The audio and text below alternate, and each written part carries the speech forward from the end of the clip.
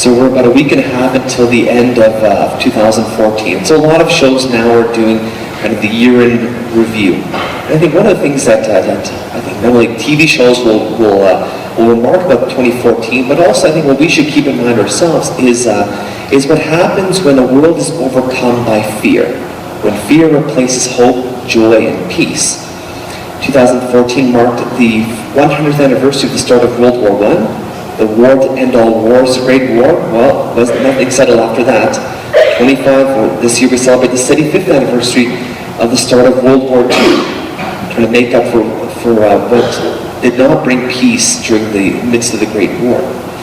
Now, World War II had a number of remarkable individuals to help bring victory in Europe and eventually bring peace. One of these individuals was General Patton. General Patton he led the Allied forces in northern Africa, in Casablanca, and to take over the placements of the Nazis. And so he continued to win these battles over the Nazis, and eventually he went north into Sicily to get rid of the Nazi presence there. And then he was called to help lead the troops on D-Day in Normandy, to lead the 3rd U.S. Army through France. And then he was also asked to help at one of the great and also the bloodiest battles for the Americans in Europe, the Battle of the Bulge in Bastogne, to help bring relief aid into the area. And eventually he was able to join the troops as they were making their way into Germany. So General Patton was renowned for his courage and bravery and his determination to overcome whatever obstacles were in his way. While he was in Sicily, a military governor had come up to General Patton and asked him, "Boy, how do you do it? You're a man of great courage and bravery. I want to learn more." General Patton confessed to him, "Listen, I'm not brave, I'm not courageous. In fact, I'm a coward. When I'm on the battlefield and I hear gunshots and I hear the general atmosphere of the war, I get so scared, my palms sweat profusely." And even in his autobiography, he kind of confided in the fears that he faced. However, he said that even when I was a little boy, I knew that I could never take counsel in fear. That I had to overcome the fear and be determined to do whatever had to be done, not to be paralyzed by fear. And I think also for us too, we cannot be overcome by fear. Do not be afraid, for the Holy Spirit will overshadow you. Now, the one book one would not find fear in is the Bible. I mean, the Bible is really God's presence among His people. But in fact, that word fear happens very, very often in the Scriptures. So in the Old Testament, like 305 times. And in the New Testament, 90 times. We get the word phobia. That's the Greek word for fear. And the Hebrew word is yalri. So there's a lot of fear in the Scriptures. Why? Well, specifically that phrase, "do not be afraid," as we've heard in today's Gospel, occurs 75 times in the Scriptures. So what's there to be afraid of? Well, in fact, every time a human being encounters the divine, whether it's an angel or God Himself, people are afraid because it's something that's so unique and so different, so awe-inspiring. And so there's fear. So for example, when Abraham is told that he will bear a son, he is said, "Do not be afraid," for he is overcome by this news from the angel. Also when Jacob is told to go from the promised land of Israel all the way to Egypt, thousands of kilometers away, he's also told, "Don't be afraid, go. That's where you're going to find that nourishment and safety." When Moses encounters the burning bush, the bush says, "Don't be afraid." Okay. So that's all in the Old Testament. Also in the New Testament, there are people who are also scared. As we will hear for the Christmas Gospel, the shepherds. When the angels encounter the shepherds, they say, "Don't be afraid. Go to Bethlehem and go see the child Jesus." When Joseph is told that he is to take Mary as his wife, even though she's pregnant now with his child, the angel says, "Don't be afraid." When Jesus is transfigured, the angels also say, "Don't be afraid." When the women come to the tomb where Jesus has been buried, the angels there say, "Don't be afraid." So to encounter God is also an encounter of, in a certain sense, of fear, the fear of the Lord, because of something that's remarkably taking place before them. And we also encounter this idea of encountering fear from the angel in Mary today, in that the angel Gabriel comes to her and says, don't be afraid, that you have found favor with God. And I think if you look at how Mary responds, I think it kind of gives even ourselves a perspective of how to overcome our own fears. That she has the fearful encounter. The angel says, hail full of grace, the Lord is with you. And it says that she was perplexed and pondered what sort of being this might be. And of course, she can be paralyzed by fear.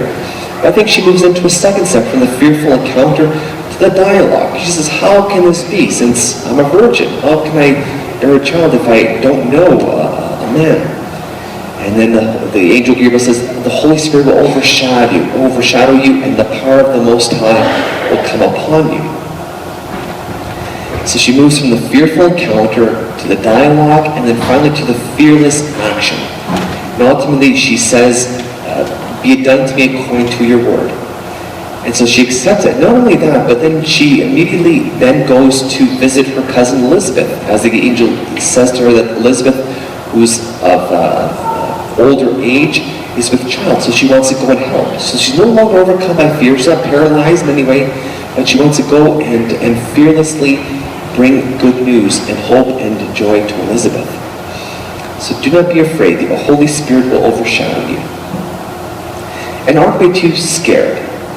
And unfortunately, when we look at our world, boy, especially here in Alberta, we are some of the luckiest people on the face of the earth, of remarkable comfort, of wealth, of safety. There's no war, but yet we all have our fears, right? I mean, how many of us alarmed our house? How many of us alarmed our cars? How many of us are worried about what's going on with the price of oil in our jobs? We're overcome by fears. We're very afraid. And I think the problem with fear is that it can isolate us. It can get us more thinking inward, even create distrust, and also to paralyze people. And I think those are the perfect ingredients for any kind of war. And I think we ultimately have to look to the fears as not necessarily an obstacle, but as a source of entering into mystery. I think in our day and age, we've got so many we're overcome by safety, comfort, and wealth, that we have so much control in our lives. And once that control is taken away, then we become fearful. And I think we have to look to the examples of the great biblical and historical individuals who had to overcome fear, especially our Blessed Mother. And she was the one who encountered the fearful message. Okay, you're going to be the mother of the Son of God. And then she enters the dialogue, and then ultimately into the fearless action. Because she could have been overcome by fear and said, no, I want nothing to do with it, and shut it down. But she enters into dialogue and eventually opens herself up. And I think for many of us, Christmas is also a time in which things are much more magnified in our lives. If we're happy, at Christmas we're so much more happier. When we're sad, boy, are we ever sad. Whether the loss of people in our lives or current situations. And I think we should never be afraid. We have to let the Holy Spirit overshadow us. And I think one of the great models of this call to fearlessness and courage and bravery is Pope John Paul II. Now he grew up in the midst of World War II and also right in the throngs of the Cold War. I think he was maybe one of the few people who prevented a World War III.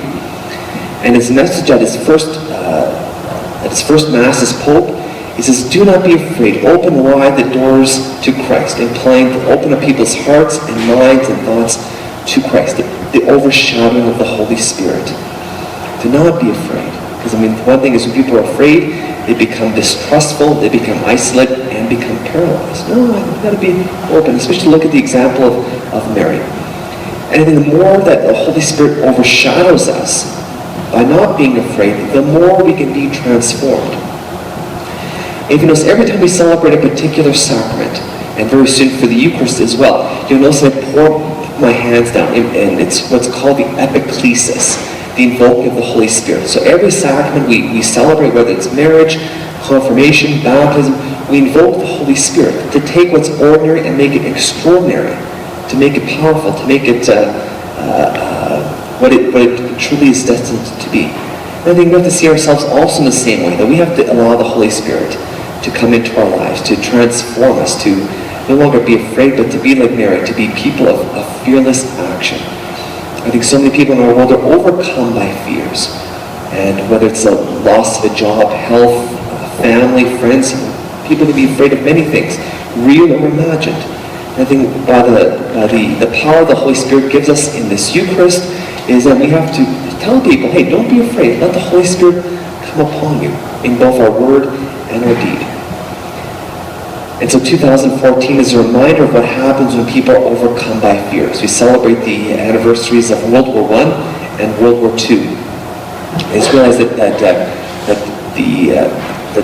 war is the ultimate tragedy of when fear overcomes peace and hope and joy.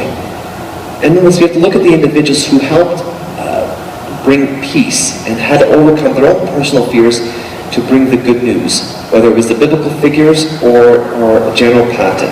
And General Patton, even when he was at war, his palms sweat because he was so scared, but realized I cannot take counsel of fear. And so this week, let us not be fearful of whatever happens, but let's look at the example of Mary and to trust and fully enter into the mystery, because the more we enter into the mystery, the more we open ourselves up to the Holy Spirit, and the more we can bring the good news of Jesus to the whole world.